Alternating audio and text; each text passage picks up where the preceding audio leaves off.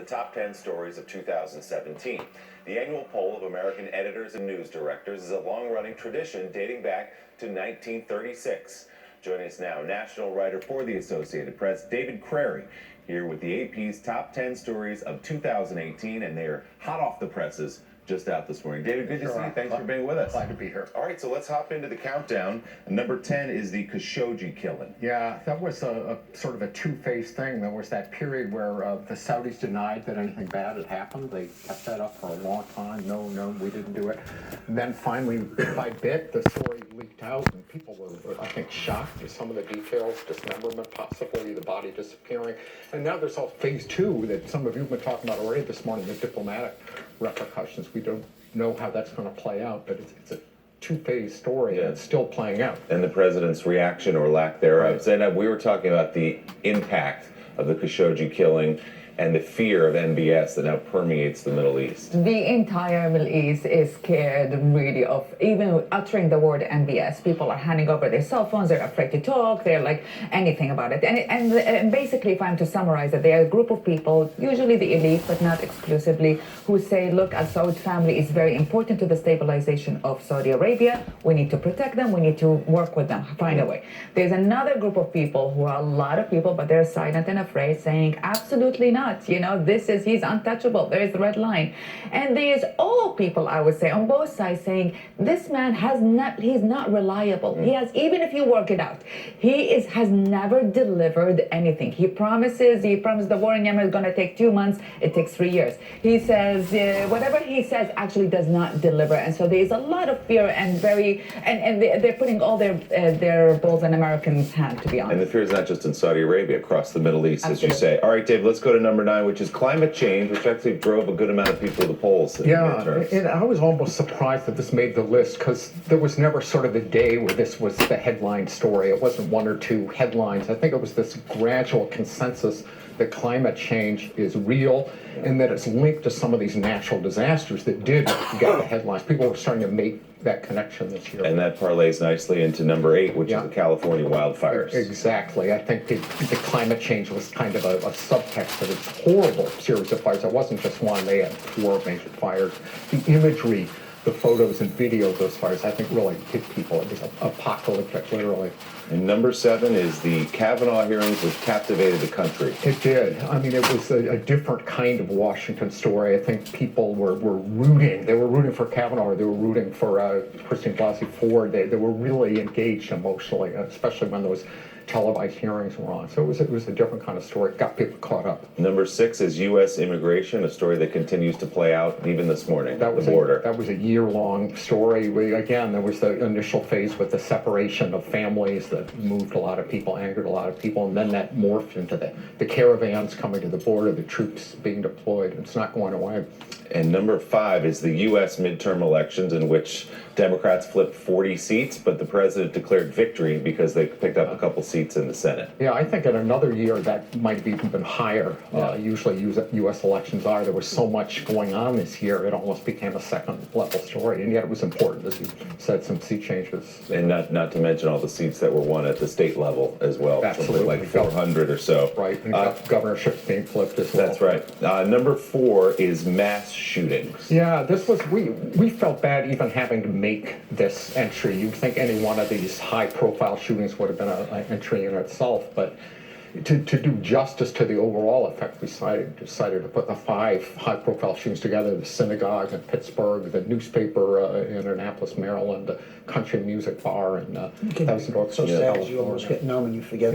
Right, you go back. It's just hard to imagine that they happened in this year when you think about, like, even Parkland. Somebody was reminding us the other day that Parkland happened of this year, 2018, and you think, like, my God, how far removed we are emotionally from that crisis. Right, and you'll see as we go on that Parkland did have a distinctive resonance. A story that's playing out this morning, in fact. Harvey Weinstein is due in court here in New York City to see if his trial will move forward. The Me Too movement, at number 3. Well, as you alluded to, that was the number 1 story last year. I think a lot of people questioned whether it would have staying power this year, and I think the answer is yeah, it sure did. Bill Cosby is in prison.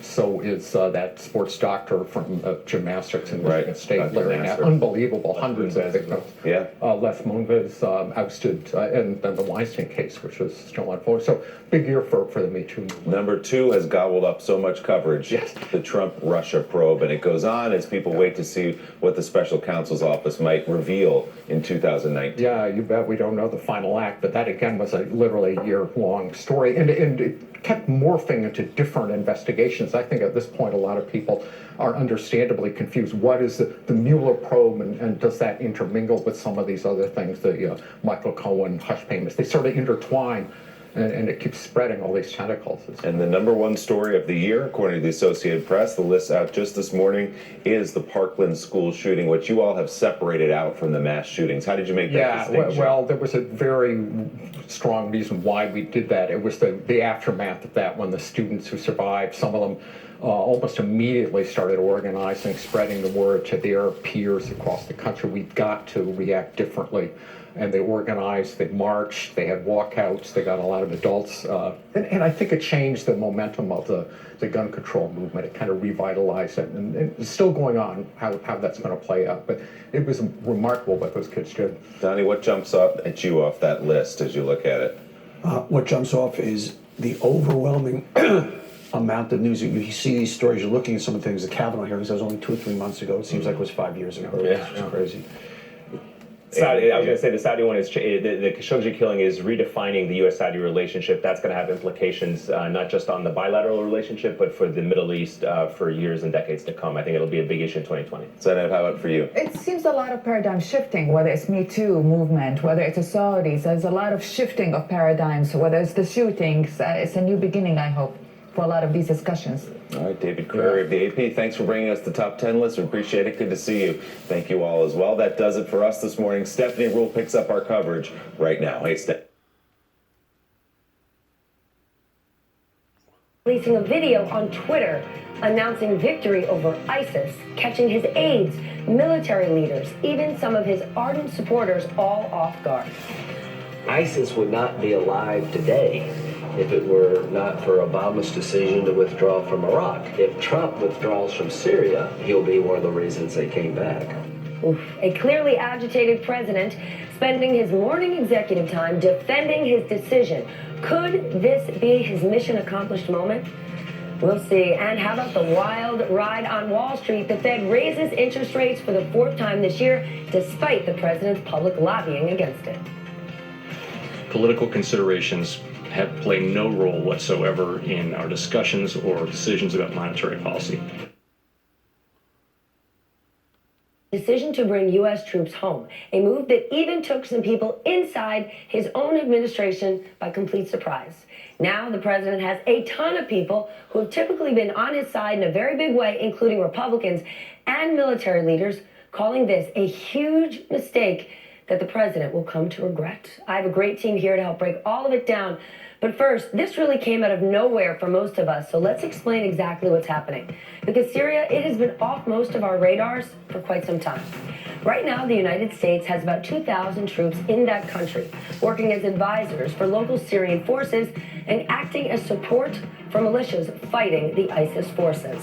But the president began speaking out against intervention in Syria as far back as 2013 and has wanted to institute a withdrawal for quite some time.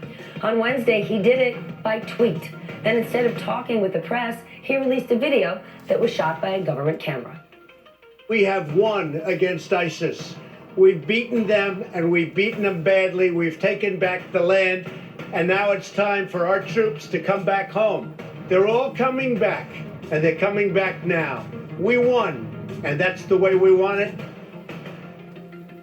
Okay, Doug, we still do not have many details or a timetable about this, but the president's insistence that ISIS has been defeated, it caught a lot of people by surprise, and not in a good way. It is true that ISIS has lost almost all of its territory in Syria, but as any student of the Vietnam or Iraq wars can tell you, just taking territory is not the same as defeating the enemy. Please listen to what this administration's special envoy for the coalition to fight ISIS, Brett McGurk, said 1 week ago. But we have obviously learned a lot of lessons in the past, so we know that once the physical space is defeated, we can't just pick up and leave. Areas that we have cleared of ISIS, they have not returned or actually seized physical space. There's clandestine cells. Nobody is saying that they're going to disappear. Nobody is that naive. So we want to stay in the